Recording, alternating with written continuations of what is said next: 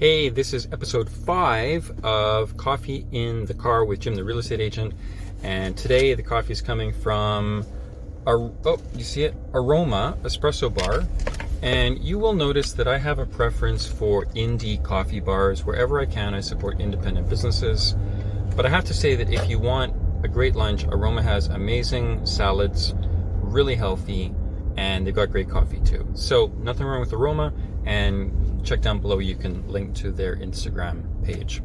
The question that we're going to answer in episode 5 is about foreclosures and power of sales. From time to time, I have clients or individuals say, Jim, do you have access to foreclosures and power of sales?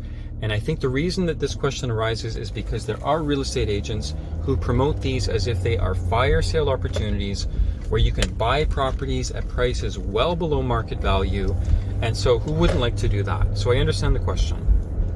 But let me begin by telling you categorically, and with some personal experience in this world, in this field, that it is very rare that a foreclosure or power of sale is an actual fire sale.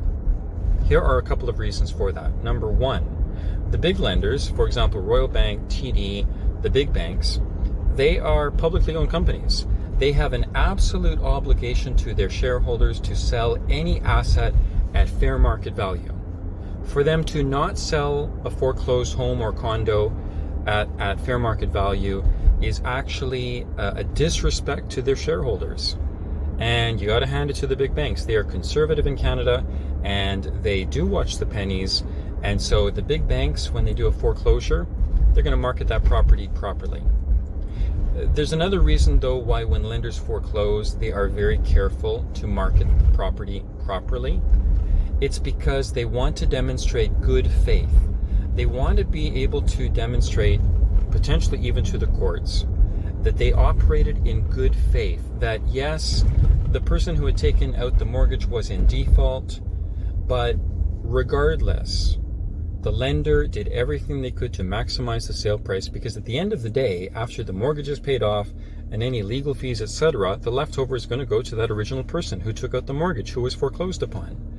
And so any good lender is going to do their best to show good faith. We actually are working right now with a lender to help to liquidate 9 properties. And I can tell you that we are working just as hard to make sure that those properties are properly marketed, properly presented to the public, because that's how we operate, always in good faith, doing our best to make sure that every property sells at fair market value. That means a price that is fair to the buyer and that is also fair to the seller. So to wrap up episode 5, foreclosures and power sales, are they fire sale opportunities? Not in my experience. The reality is, when you're buying real estate in Toronto, just be thankful if you can pay, that you can buy something at fair market value in a great neighborhood. And of course, we're always here to help. Have a great one.